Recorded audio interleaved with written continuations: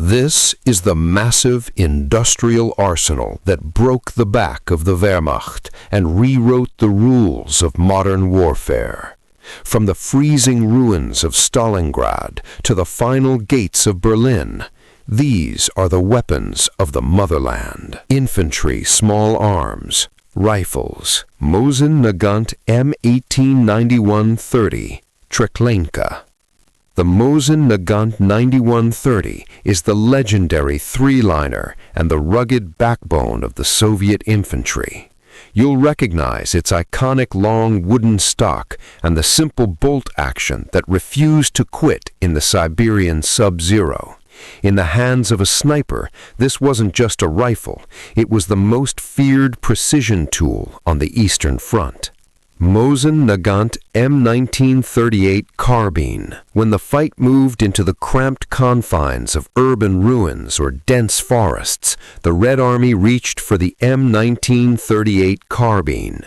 It is distinguished by its shorter barrel and clean muzzle, designed specifically without a bayonet to maximize speed and mobility.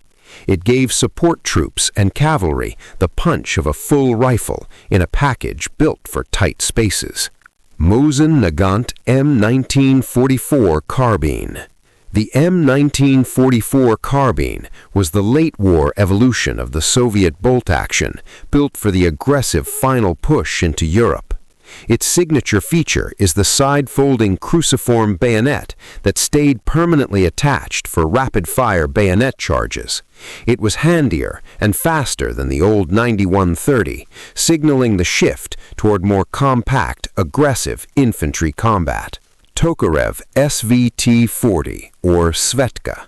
The SVT-40, or Svetka, was a high-tech semi-auto that promised to give every soldier the firepower of a squad.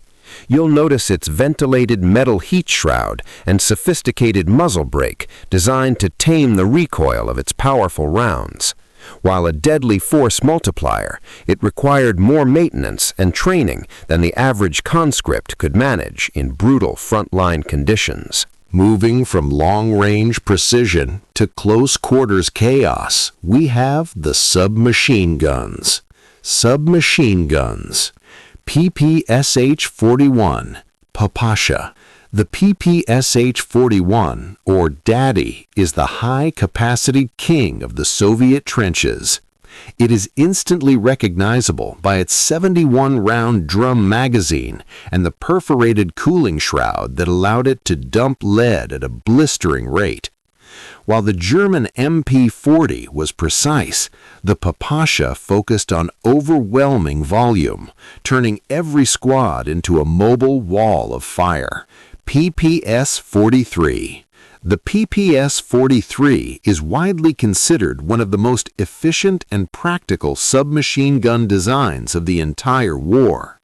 Its skeletonized, top-folding metal stock and stamped steel construction represent the absolute peak of wartime production. It was a no-nonsense, lightweight killer built to be dragged through the mud and still fire every time the trigger was pulled. Leaving the trenches behind, we move to the heavy steel monsters that redefined the tank battle, the armor. Armored fighting vehicles. T-34, 76 and 85 mm variants. Tridzachetvorka. The T-34 is the Tridzachetvorka, the tank that made the German Panzer IV look like a relic overnight. Its combination of sloped armor, wide tracks, and a powerful diesel engine allowed it to dominate the muddy terrain where others bogged down. It wasn't just a tank, it was a revolution in armored design that forced the world to play catch-up. KV-1, Klement Voroshilov. In 1941, the KV-1 was a steel titan that seemed immune to almost anything the Germans threw at it.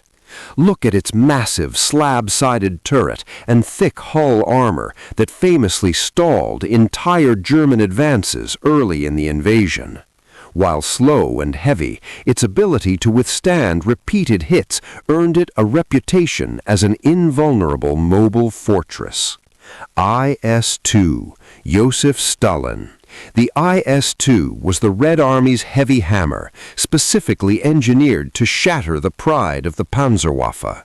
It is dominated by a monstrous 122mm D-25T gun that could knock the turret off a Tiger at long range. This breakthrough beast used a mix of massive high-explosive and armor-piercing shells to crush both heavy tanks and concrete fortifications alike. From the roar of engines to the thunder of the batteries, we look at the artillery and rocket systems. 76mm Divisional Gun M1942, ZIS-3, Rochboom. The ZIS-3 was so effective that German troops called it Rochboom because you'd hear the impact before you heard the shot. It features a light split-trail carriage that allowed crews to manhandle it into position with incredible speed. It was the ultimate dual-purpose weapon, serving as both a reliable field gun and a deadly high-velocity anti-tank platform. BM-13 Katyusha, or Stalin's organ.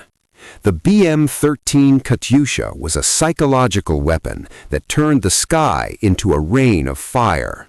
You can see the long launching rails mounted on the back of its truck chassis, ready to ripple fire a full salvo in seconds. The distinctive shrieking sound of its rockets became the most terrifying noise on the Eastern Front, signaling total area saturation. The battle for the motherland wasn't just won on the ground, it was won in the skies. Combat aircraft. Ilyushin IL-2, Sturmovik.